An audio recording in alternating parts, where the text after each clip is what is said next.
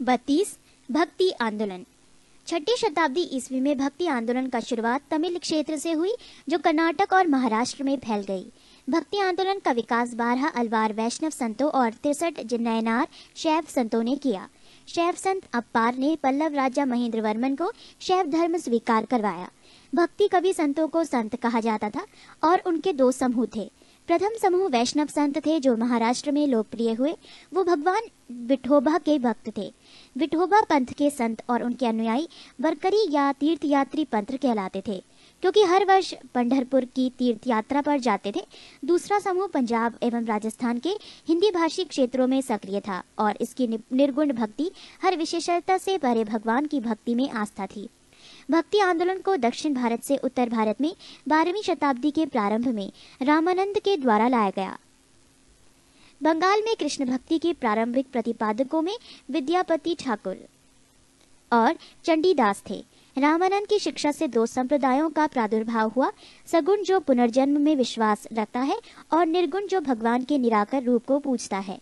सगुण संप्रदाय के सबसे प्रसिद्ध व्याख्याताओं में थे तुलसीदास और नाभादास, जैसे राम भक्त और निम्बार्क, वल्लभाचार्य, चैतन्य, सूरदास और मीराबाई जैसे कृष्ण भक्त। निर्गुण संप्रदाय के सबसे प्रसिद्ध प्रतिनिधि थे कबीर, जिन्हें भावी उत्तर भारतीय पंथों का आध्यात्मिक गुरु माना गया है। शंकराचार्य के अद्वैत दर्शन के विरोध में दक्षिण में वैष्णव संतों द्वारा 4 मतों की स्थापना की गई थी।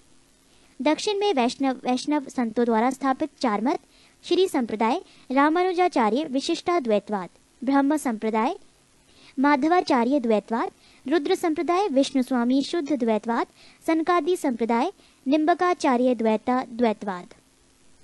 पृष्ठ 47। भक्ति आंदोलन के संत। रामानुजाचार्य 11वीं शताब्दी। इन्होंने राम को अपना आराध्य माना। इनका जन्म 1017 ईस्वी में मद्रास के निकट पेरुम्बर नामक स्थान पर हुआ था। 1137 ईस्वी में इनकी मृत्यु हो गई। रामानुज ने वेदांत में प्रशिक्षण अपने गुरु कांचीपुरम के यादव प्रकाश से प्राप्त किया था। रामानंद का जन्म 1299 ईस्वी में प्रयाग में हुआ था। इनकी शिक्षा प्रयाग तथा वाराणसी में हुई। इन्होंने अपना संप्रदाय सभी जातियों के लिए खोल दिया। रामानुज की भांति इन्होंने भी भक्ति को मोक्ष का एकमात्र साधन स्वीकार किया। इन्होंने मर्यादा पुरुषोत्तम राम एवं सीता की आराधना को समाज के समक्ष रखा। इनके प्रमुख शिष्य थे रैदास, हरिजन, कबीर, जुलाहा, धन्ना, जाट, सेना, नाई, पीपा, राजपूत। कबीर का जन्म 1425 ईस्वी में एक विधवा ब्राह्मणी के गर्भ से हुआ था। लोक लज्जा के भय से उसने नवजात शिशु को वाराणसी में लहरतारा के पास एक तालाब के समीप छोड़ दिया। जुलाहा, नीरू तथा उसकी पत्नी नीमा इस नवजात शिशु को अपने घर ले आए। इस बालक का नाम कबीर रखा गया। इन्होंने राम, रहीम, हजरत, अल्लाह आदि को एक ही ईश्वर के अनेक रूप माने। इन्होंने जाति प्रथा, धार्मिक कर्मकांड, बाह्य आडंबर, मूर्ति पूजा, जप तप, अवतारवाद आदि का घोर विरोध करते हुए एकेश्वरवाद में आस्था व्यक्त की एवं निराकार ब्रह्मा की उपासना को महत्व दिया। निर्गुण भक्ति धारा से जुड़े कबीर ऐसे प्रथम भक्त थे जिन्होंने संत होने के बाद भी पूर्णतः गृहस्थ जीवन का निर्वाह किया। इनके अनुयायी कबीरपंथी कहलाए। कबीर के उपदेश सबद सिखों के आदि ग्रंथ में संग्रहित हैं। गुरु नानक का जन्म 1469 ईस्वी में अविभाजित पंजाब के तलवंडी नामक स्थान पर हुआ था, जो अब ननकाना साहिब के नाम से विख्यात है। उनकी माता का नाम तृप्ता देवी था तथा पिता का नाम कालूराम था। बटाला के मूलराज खत्री की बेटी सुलक्षणी से उनका विवाह हुआ। उन्होंने देश का 5 बार चक्कर लगाया, जिसे उदासीस कहा जाता है। उन्होंने कीर्तनों के माध्यमों से उपदेश दिए। अपने जीवन के अंतिम क्षणों में उन्होंने रावी नदी के किनारे करतारपुर में अपना डेरा मठ स्थापित किया। अपने जीवन काल में ही उन्होंने आध्यात्मिक आधार पर अपने पुत्रों की जगह अपने शिष्य भाई लहना अंगद की अपना उत्तराधिकारी नियुक्त किया। इनकी मृत्यु 1539 ईस्वी में करतारपुर में हुई। नानक ने सिख धर्म की स्थापना की।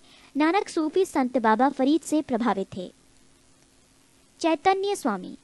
चैतन्य का जन्म 1486 ईस्वी में नदिया बंगाल के मायापुर गांव में हुआ था। इनके पिता का नाम जगन्नाथ मिश्र एवं माता का नाम शची देवी था। पाठशाला में चैतन्य को निर्माई पंडित कहा जाता था। इन्होंने गोसाई संघ की स्थापना की और साथ ही संकीर्तन प्रथा को जन्म दिया। इनके दार्शनिक सिद्धांत को अचिंत्य भेदाभेदवाद के नाम से जाना जाता है। सन्यासी बनने के बाद बंगाल छोड़कर पुरी उड़ीसा चले गए, जहां उन्होंने 2 दशक तक भगवान जगन्नाथ की उपासना की। श्रीमद वल्लभाचार्य का जन्म 1479 ईस्वी में चंपारणीय वाराणसी में हुआ था। इनके पिता का नाम लक्ष्मण भट्ट तथा माता का नाम यल मगरू था। इनका विवाह महालक्ष्मी के साथ हुआ। इनके 2 पुत्र थे, गोपीनाथ जन्म 1511 ईस्वी तथा विठलनाथ जन्म 1516 ईस्वी थे। इन्होंने गंगा यमुना संगम के समीप अरैल नामक स्थान पर अपना निवास स्थान बनाया। वल्लभाचार्य ने भक्ति साधना पर विशेष जोर दिया। इन्होंने भक्ति को मोक्ष का साधन बताया। इनके भक्ति मार्ग को पुष्टि मार्ग कहते हैं। गोस्वामी तुलसीदास, इनका जन्म उत्तर प्रदेश के बांदा जिले में राजापुर गांव में 1554 ईस्वी में हुआ था।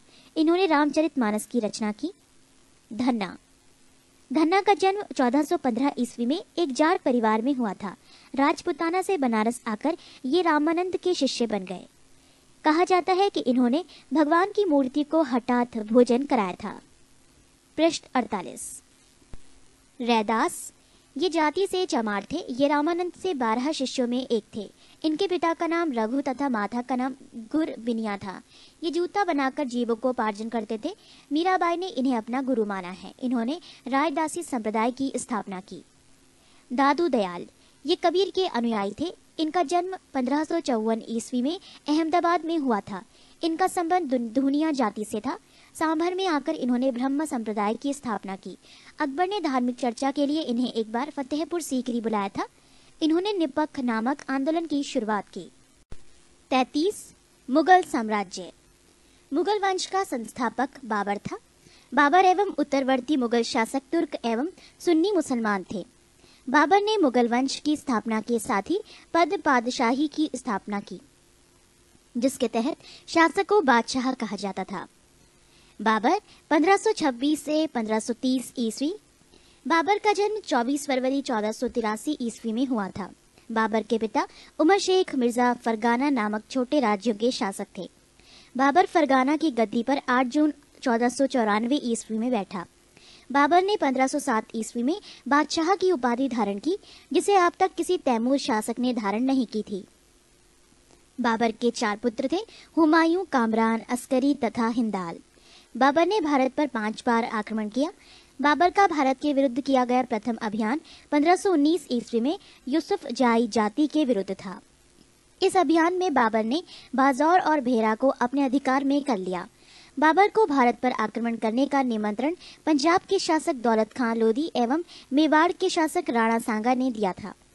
पानीपत के प्रथम युद्ध में बाबर ने पहली बार तुगलमा युद्ध नीति एवं तोपखाने का प्रयोग किया था। उस्ताद अली एवं मुस्तफा बाबर के 2 प्रसिद्ध निशानेबाज थे, जिसने पानीपत के प्रथम युद्ध में भाग लिया था। बाबर द्वारा लड़े गए प्रमुख युद्ध। पानीपत का प्रथम युद्ध। वर्ष 21 अप्रैल 1526 ईस्वी। पक्ष इब्राहिम लोदी एवं बाबर। परिणाम बाबर विजयी। खानवा का युद्ध। वर्ष 17 मार्च 1527 ईस्वी। पक्ष राणा सांगा एवं बाबर। परिणाम बाबर विजयी। चंदेरी का युद्ध। वर्ष 29 जनवरी 1528 ईस्वी। पक्ष मेदिनी राय एवं बाबर। परिणाम बाबर विजयी।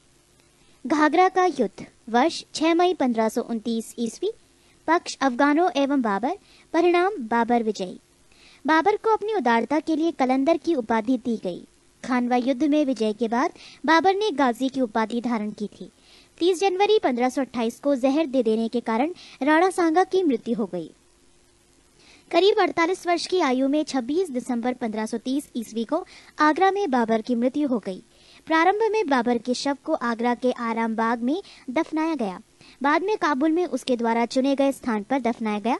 बाबर ने अपनी आत्मकथा बाबरनामा की रचना की, जिसका अनुवाद बाद में फारसी भाषा में अब्दुल रहीम खान खाना ने किया। बाबर को मुबैयान नामक पद्य शैली का भी जन्मदाता माना जाता है। बाबर प्रसिद्ध नक्शबंदी सूफी ख्वाजा उबैदुल्ला अहरार का अनुयायी था। बाबर का उत्तराधिकारी हुमायूं हुआ। पृष्ठ 49। हुमायूं 1530-1556 ईस्वी। नसरुद्दीन हुमायूं 29 दिसंबर 1530 ईस्वी को आगरा में 23 वर्ष की अवस्था में सिंहासन पर बैठा। गद्दी पर बैठने से पहले हुमायूं बदख्शां का सूबेदार था। अपने पिता के निर्देश के अनुसार हुमायूं ने अपने राज्य का बंटवारा अपने भाइयों में कर दिया। इसने कामरान को काबुल और कंधार, मिर्जा अस्करी को संभल, मिर्जा हिंदाल को अलवर एवं मेवाड़ की जागीरें दी। अपने चचेरे भाई सुलेमान मिर्जा को हुमायूं ने बदख्शां प्रदेश दिया। 1533 ईस्वी में हुमायूं ने दीन पनाह नामक नए नगर की स्थापना की थी। चौसा का युद्ध 25 जून 1539 ईस्वी में शेर खां एवं हुमायूं के बीच हुआ। इस युद्ध में शेर खां विजयी रहा। इसी युद्ध के बाद शेर खां ने शेरशाह की पदवी ग्रहण कर ली। बिलग्राम या कन्नौज युद्ध 17 मई 1540 ईस्वी में शेर खां एवं हुमायूं के बीच हुआ। इस युद्ध में भी हुमायूं पराजित हुआ। शेर खां ने आसानी से आगरा एवं दिल्ली पर कब्जा कर लिया। बिलग्राम युद्ध के बाद हुमायूं सिंध चला गया, जहां उसने 15 वर्षों तक घुमक्कड़ों जैसा निर्वासित जीवन व्यतीत किया। निर्वासन के समय हुमायूं ने हिंदाल के आध्यात्मिक गुरु फारसवासी शिया मीर बाबा दोस्त उर्फ मीर अली अकबर जामी की पुत्री हमीदा बानो बेगम से 29 अगस्त 1541 ईस्वी को निकाह कर लिया। कालांतर में हमीदा से ही अकबर जैसे महान सम्राट का जन्म हुआ। 1555 में हुमायूं ने पंजाब के शूरी शासक सिकंदर को पराजित कर पुनः दिल्ली की गद्दी पर बैठा। हुमायूं द्वारा लड़े गए 4 प्रमुख युद्धों का क्रम है: देवरा 1531 ईस्वी, चौसा 1539, बिलग्राम 1540 एवं सरहिंद का युद्ध 1555 ईस्वी। 1 जनवरी 1556 ईस्वी को दीन पनाह भवन में स्थित पुस्तकालय की सीढ़ियों से गिरने के कारण हुमायूं की मृत्यु हो गई। हुमायूं नामा की रचना गुलबदन बेगम ने की थी। हुमायूं ज्योतिष में विश्वास करता था, इसीलिए उसने सप्ताह में 7 दिन 7 रंग के कपड़े पहनने के नियम बनाए। शेर शाह 1540 से 1545 ईस्वी। सूर साम्राज्य का संस्थापक अफगान वंशीय शेरशाह सूरी था। शेरशाह का जन्म 1472 ईस्वी में बजवाड़ा होशियारपुर में हुआ था। इनके बचपन का नाम फरीद खां था। ये सूर वंश से संबंधित था। इनके पिता हसन खां जौनपुर राज्य के अंतर्गत सासाराम के जमींदार थे। फरीद ने एक शेर को तलवार के एक ही वार से मार दिया था। उसकी इस बहादुरी से प्रसन्न होकर बिहार के अफगान शासक सुल्तान मोहम्मद बहार खां लोहानी ने उसे शेर खां की उपाधि प्रदान की। शेरशाह बिलग्राम युद्ध 1540 ईस्वी के बाद दिल्ली की गद्दी पर बैठा। शेरशाह की मृत्यु कालिंजर के किले को जीतने के क्रम में 22 मई 1545 ईस्वी को हो गई। मृत्यु के समय वो उक्का नाम का आग्नेय शास्त्र चला रहा था। कालिंजर का शासक कीरत सिंह था। शेरशाह का मकबरा सासाराम में झील के बीच ऊंचे टीले पर निर्मित किया गया है। रोहतासगढ़ किला किलाए कोहना दिल्ली नामक मस्जिद का निर्माण शेरशाह के द्वारा किया गया था। शेरशाह का उत्तराधिकारी उसका पुत्र इस्लाम शाह था। शेरशाह ने भूमि की माप के लिए 32 अंक वाला सिकंदरी गज एवं सन की डंडी का प्रयोग किया। शेरशाह ने 178 ग्रेन चांदी का रुपया एवं 380 ग्रेन तांबे के दाम चलवाया। शेरशाह ने रोहतासगढ़ के दुर्ग एवं कन्नौज के स्थान पर शेरसुर नामक नगर बसाया। शेरशाह के समय पैदावार के लगभग 1/3 भाग सरकार लगान के रूप में वसूल करती थी। पृष्ठ 50।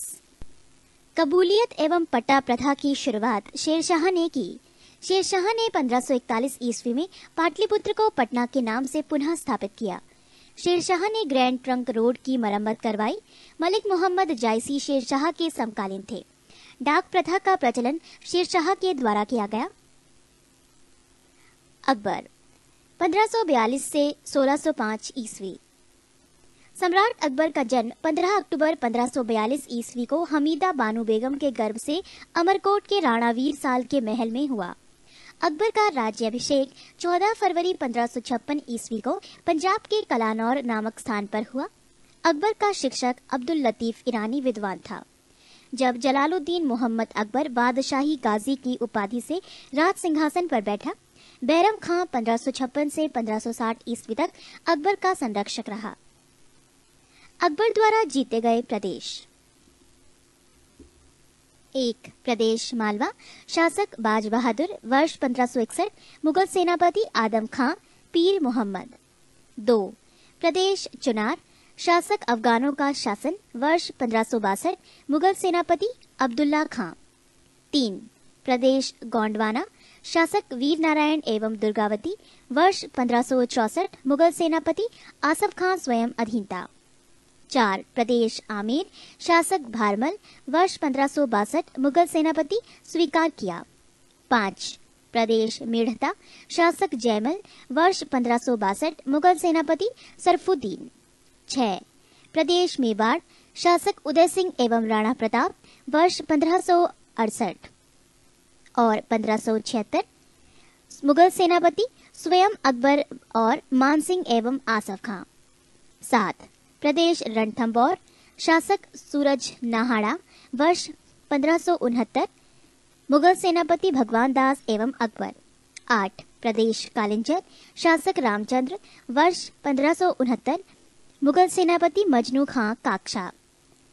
9 मारवाड़ शासक राव चंद्रसेन वर्ष 1570 मुगल सेनापति स्वेच्छा से अधीनता स्वीकारी। 10 जैसलमेर शासक रावल हरिराय वर्ष 1570 मुगल सेनापति स्वेच्छा से अधीनता स्वीकारी। 11 बीकानेर शासक कल्याणमल वर्ष 1570 मुगल सेनापति स्वेच्छा से अधीनता स्वीकारी।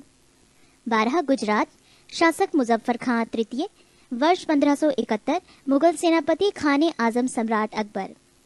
13 बिहार एवं बंगाल शासक दाऊद खां वर्ष 1574 से 76 मुगल सेनापति मुनीम खां खानखाना। 14 काबुल शासक हकीम मिर्जा वर्ष 1581 मुगल सेनापति मानसिंह एवं अकबर। 15 कश्मीर शासक यूसुफ याकूब खां वर्ष 1586 मुगल सेनापति भगवान दास एवं कासिम खां। 16 प्रदेश उड़ीसा शासक निसार खां वर्ष 1592 मुगल सेनापति मानसिंह। 17 प्रदेश सिंध शासक जानी बेग वर्ष 1593 मुगल सेनापति अब्दुल रहीम खानखाना। 18 प्रदेश बलूचिस्तान शासक पन्नी अफगान वर्ष 1595 मुगल सेनापति मीर मासूम। 19 प्रदेश कंधार शासक मुजफ्फर हुसैन वर्ष 1595 मुगल सेनापति शाह बेग। दक्षिण भारत 1 प्रदेश खानदेश शासक अली खां वर्ष 1591 मुगल सेनापति स्वेच्छा से अधीनता स्वीकारी।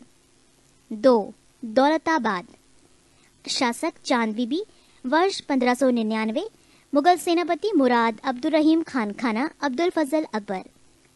3 प्रदेश अहमदनगर शासक बहादुर शाह चांद बीबी वर्ष 1600 मुगल सेनापति कुछ नहीं। 4 प्रदेश असीरगढ़ शासक मीरन बहादुर वर्ष 1601 मुगल सेनापति अकबर ये अकबर का अंतिम अभियान था।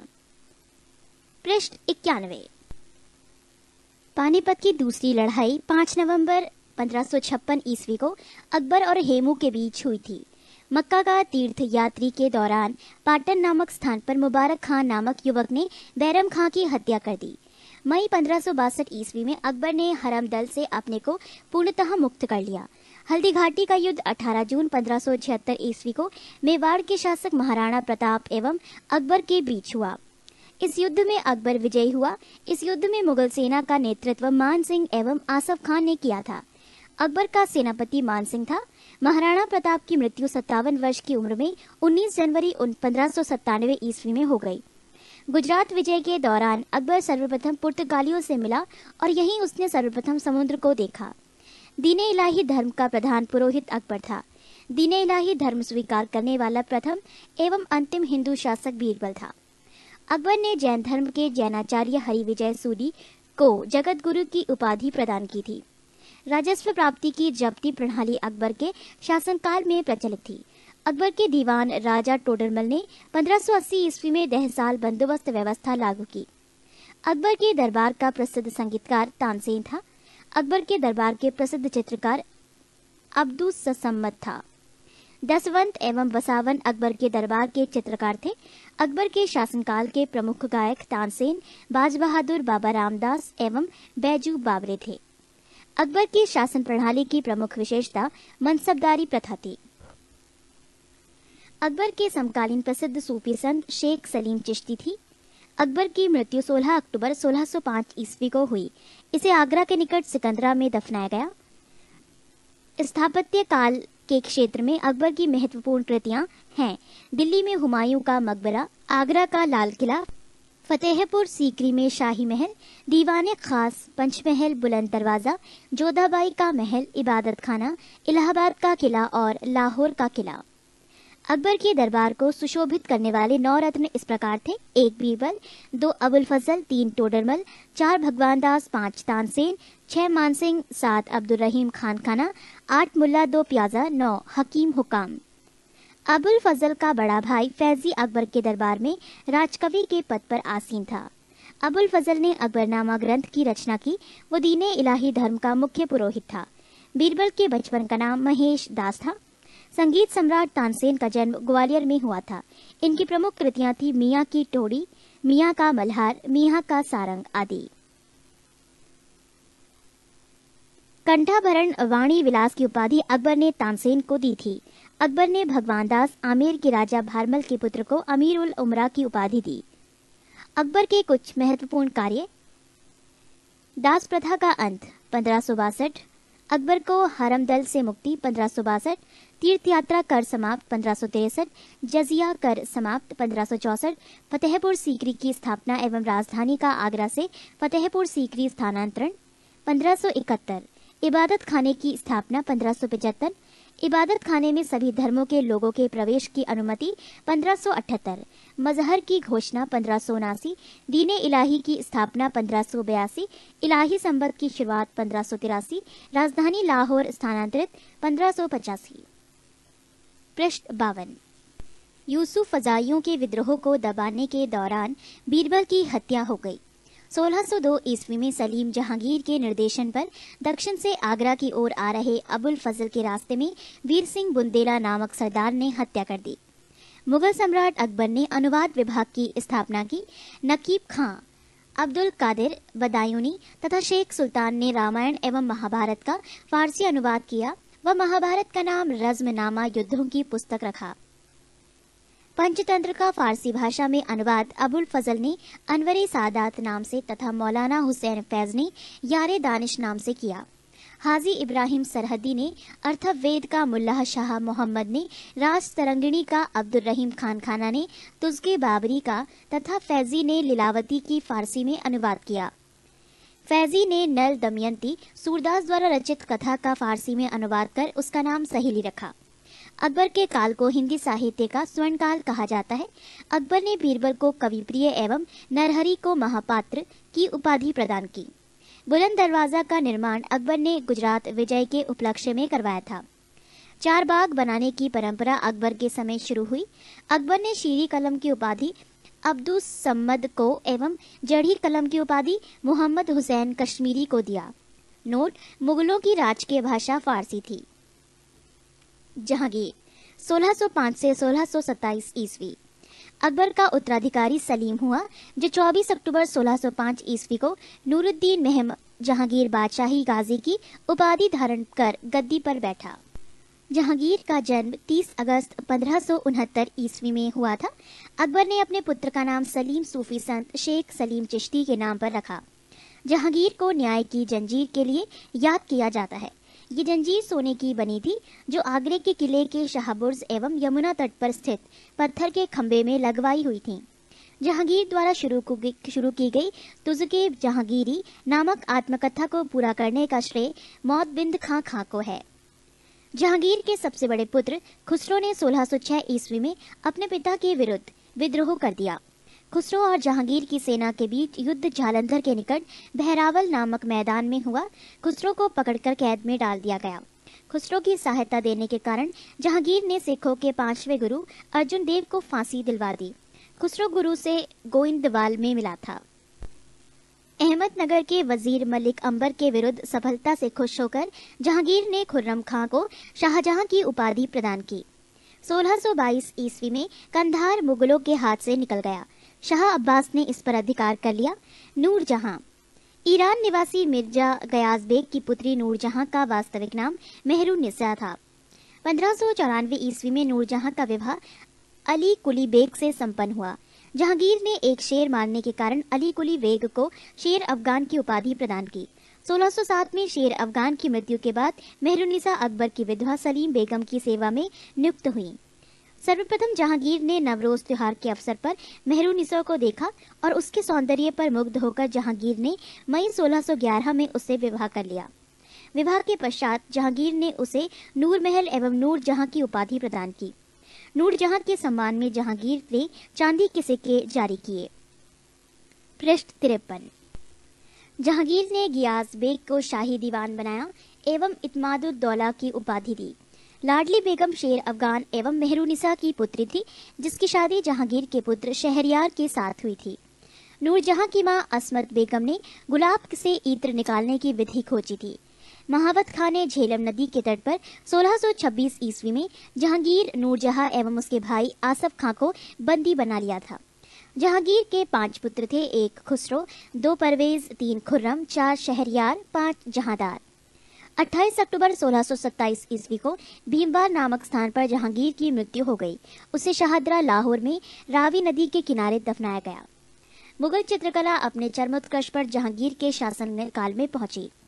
जहांगीर के दरबार के प्रमुख चित्रकार थे आगा रजा, अबुल हसन, मोहम्मद नासिर, मोहम्मद मुराद, उस्ताद मंसूर, विशनदास मनोहर एवं गोवर्धन, फारूक बेग और दौलत। जहांगीर ने आगा रजा के नेतृत्व में आगरा में एक चित्रणशाला की स्थापना की। उस्ताद मंसूर एवं अबुल हसन को जहांगीर ने क्रमशः नादिरुल अस एवं नादिरुज़्ज़मा की उपाधि प्रदान की। जहांगीर ने अपनी आत्मकथा में लिखा कि कोई भी चित्र, चाहे वो किसी मृतक व्यक्ति या जीवित व्यक्ति द्वारा बनाया गया हो, मैं देखते ही तुरंत बता सकता हूँ कि ये किस चित्रकार की कृति है। यदि किसी चेहरे पर आंख किसी एक चित्रकार ने, भौं किसी और ने बनाई हो, तो ये भी जान लेता हूँ कि आंख किसने और भौं किसने बनाई है। जहांगीर के समय को चित्रकाल का स्वर्णकाल कहा जाता है। इत्मादुद्दौला का मकबरा 1626 ईस्वी में नूरजहां बेगम ने बनवाया। मुगलकालीन वास्तुकला के अंतर्गत निर्मित ये प्रथम ऐसी इमारत है जो पूर्ण रूप से बेदाग सफेद संगमरमर से निर्मित है। सर्वप्रथम इसी इमारत में पितृदुरा नामक जड़ाऊ काम किया गया। अशोक के कौशाम्बी स्तंभ, वर्तमान में प्रयाग पर समुद्रगुप्त की प्रयाग प्रशस्ति तथा जहांगीर का लेख उत्कीर्ण है। जहांगीर के मकबरा का निर्माण नूरजहां ने करवाया था। जहांगीर के शासनकाल में captain Hawkins, sir Thomas raw, William Finch एवं एडवर्ड टेरी जैसे यूरोपीय यात्री आए थे। शाहजहां 1627 से 1657 ईस्वी। जहांगीर के बाद सिंहासन पर शाहजहां बैठा। जोधपुर के शासक मोटा राजा उदय सिंह की पुत्री जगत गोसाई के गर्भ से 5 जनवरी 1592 ईस्वी को खुर्रम शाहजहां का जन्म लाहौर में हुआ था। 1612 ईस्वी में खुर्रम का विवाह आसम खां की पुत्री अर्जुमंद बानो बेगम से हुआ, जिसे शाहजहां ने मलिकाई जमानी की उपाधि प्रदान की। 7 जून 1631 ईस्वी में प्रसव पीड़ा के कारण उसकी मृत्यु हो गई। 4 फरवरी 1628 ईस्वी को शाहजहां आगरे में अब्दुल मुजफ्फर शहाबुद्दीन मोहम्मद साहिब किरने सानी की उपाधि प्राप्त कर सिंहासन पर बैठा। शाहजहां ने आसफ खां को वजीर पद एवं महावत खां को खान खाना की उपाधि प्रदान की। इसने नूरजहां को 2 लाख रुपए प्रतिवर्ष की पेंशन देकर लाहौर जाने दिया, जहां 1645 ईस्वी में उसकी मृत्यु हो गई। अपनी बेगम मुमताज महल की याद में शाहजहां ने ताजमहल का निर्माण आगरे में उसकी कब्र के ऊपर करवाया। ताजमहल का निर्माण करने वाला मुख्य स्थापत्य कलाकार उस्ताद अहमद लाहौरी था। मयूर सिंहासन का निर्माण शाहजहां ने करवाया था। इसका मुख्य कलाकार बेबादल खां था। पृष्ठ 54। शाहजहां के शासनकाल को स्थापत्य कला का स्वर्ण युग कहा जाता है। शाहजहां द्वारा बनवाए गए प्रमुख इमारतें हैं दिल्ली का लाल किला, दीवाने आम, दीवाने खास, दिल्ली जामा मस्जिद, आगरा मोती मस्जिद और ताजमहल आदि। शाहजहां ने 1638 ईस्वी में अपनी राजधानी को आगरा से दिल्ली लाने के लिए यमुना नदी के दाहिने तट पर शाहजहानाबाद की नींव डाली। आगरे के जामा मस्जिद का निर्माण शाहजहां की पुत्री जहां आरा ने करवाई। शाहजहां के दरबार के प्रमुख चित्रकार मोहम्मद फकीर एवं मीर हासिम थे। शाहजहां ने संगीतज्ञ लाल खां को गुड़ समंदर की उपाधि दी थी। शाहजहां के पुत्रों एवं दारा शिकोह सर्वाधिक विद्वान था। इसने भगवत गीता, योग, वशिष्ठ, उपनिषद एवं रामायण का अनुवाद फारसी में करवाया। इसने सर्रे अकबर महान रहस्य नाम से उपनिषदों का अनुवाद करवाया था। दारा शिकोह कादिरी सिलसिले में मुल्ला शाह बदख्शी का शिष्य था। शाहजहां ने दिल्ली में एक कॉलेज का निर्माण एवं दारुल बका नामक कॉलेज की मरम्मत करवाई। सितंबर 1657 ईस्वी में शाहजहां के गंभीर रूप से बीमार पड़ने और मृत्यु का अफवाह फैलने के कारण उसके पुत्रों के बीच उत्तराधिकार का युद्ध प्रारंभ हुआ। उस समय शुजा बंगाल, मुराद गुजरात एवं औरंगजेब दक्कन में था। 15 अप्रैल 1658 ईस्वी में दारा एवं औरंगजेब के बीच धर्मट का युद्ध हुआ। इस युद्ध में दारा की पराजय हुई। सामूगढ़ का युद्ध 29 मई 1658 ईस्वी को दारा एवं औरंगजेब के बीच हुआ। इस युद्ध में भी दारा की हार हुई। उत्तराधिकार का अंतिम युद्ध देवराई की घाटी में मार्च 1659 ईस्वी में हुआ। इस युद्ध में दारा को पराजित होने पर उसे इस्लाम धर्म की अवहेलना करने के अपराध में 30 अगस्त 1659 ईस्वी को हत्या कर दी गई। शाह बुलंद Iqbal, king of Lofty Fortune के रूप में दारा शिकोह जाना जाता है। 8 जून 1658 ईस्वी को औरंगजेब ने शाहजहां को बंदी बना लिया। आगरे के किले में अपने कैदी जीवन के 8वें वर्ष अर्थात 22 जनवरी 1666 ईस्वी को 74 वर्ष की अवस्था में शाहजहां की मृत्यु हो गई। औरंगजेब 1658 से 1707 ईस्वी। औरंगजेब का जन्म 24 अक्टूबर 1618 ईस्वी को दुहात गुजरात नामक स्थान पर हुआ था। औरंगजेब के बचपन का अधिकांश समय नूरजहां के पास बीता। 18 मई 1637 ईस्वी को फारस के राजघराने की दिलराज बानो बेगम के साथ औरंगजेब का निकाह हुआ। आगरा पर कब्जा कर जल्दबाजी में औरंगजेब ने अपना राज्याभिषेक अबुल मुजफ्फर मुहउद्दीन मुजफ्फर औरंगजेब बहादुर आलमगीर की उपाधि से 31 जुलाई 1658 को करवाया। देवराई के युद्ध में सफल होने के बाद 15 मई 1659 को औरंगजेब ने दिल्ली में प्रवेश किया और शाहजहां के शानदार महल में 5 जून 1659 को दूसरी बार राज्याभिषेक करवाया। औरंगजेब के गुरु थे मीर मोहम्मद हकीम। औरंगजेब सुन्नी धर्म को मानता था, उसे जिंदा पीर कहा जाता था। जयसिंह एवं शिवाजी के बीच पुरंदर की संधि 22 जून 1665 ईस्वी को संपन्न हुई। मई 1666 ईस्वी को आगरे के किले के दीवान आम पर औरंगजेब के समक्ष शिवाजी उपस्थित हुए। यहाँ शिवाजी को कैद कर जयपुर भवन में रखा गया। इस्लाम नहीं स्वीकार करने के कारण सिखों के 9वें गुरु तेग बहादुर की हत्या औरंगजेब ने 1675 में दिल्ली में करवा दी थी। औरंगजेब ने 1679 ईस्वी में जजिया कर को पुनः लागू किया। औरंगजेब ने बीबी का मकबरा का निर्माण 1679 ईस्वी में औरंगाबाद महाराष्ट्र में करवाया। पृष्ठ 55। 1686 ईस्वी में बीजापुर एवं 1697 में गोलकुंडा को औरंगजेब ने मुगल साम्राज्य में मिला लिया। मदन्ना एवं अकन्ना नामक ब्राह्मणों का संबंध गोलकुंडा के शासक अब्दुल हसन से था। औरंगजेब के समय हुए जाट विद्रोह का नेतृत्व गोकुला एवं राजाराम ने किया। 1670 ईस्वी में तिलपत की लड़ाई में जाट परास्त हुए। गोकुल को मौत के घाट उतार दिया गया। इसके बावजूद जाटों ने 1685 ईस्वी में राजाराम के नेतृत्व में पुनः विद्रोह किया। इन जाटों ने सिकंदरा में स्थित अकबर के मकबरे को भी लूटा। भरतपुर राजवंश की नींव औरंगजेब के शासनकाल में जाट नेता एवं राजाराम के भतीजा चूड़ामन ने डाली। औरंगजेब ने के समय में हिंदू मनसबदारों की संख्या लगभग 337 थी, जो अन्य मुगल सम्राटों की तुलना में अधिक थी। औरंगजेब का पुत्र अकबर ने दुर्गादास के बहकावे में आकर अपने पिता के खिलाफ विद्रोह किया। औरंगजेब ने कुरान को अपने शासन का आधार बनाया। इसने सिक्के पर कलमा खुदवाना, नवरोज का त्योहार मनाना, भांग की खेती करना, गाना बजाना, झरोका दर्शन, तुलादान प्रथा। इस प्रथा में सम्राट को उसके जन्मदिन पर सोने, चांदी तथा अन्य वस्तुओं से तौलने की प्रथा थी। ये अकबर के जमाने में प्रारंभ हुई थी। आदि पर प्रतिबंध लगा दिया। औरंगजेब ने दरबार में संगीत पर पाबंदी लगा दी तथा सरकारी संगीतज्ञों को अवकाश दे दिया गया। भारतीय शास्त्रीय संगीत पर फारसी में सबसे अधिक पुस्तकें औरंगजेब के ही शासनकाल में लिखी गईं। औरंगजेब स्वयं वीणा बजाने में दक्ष था।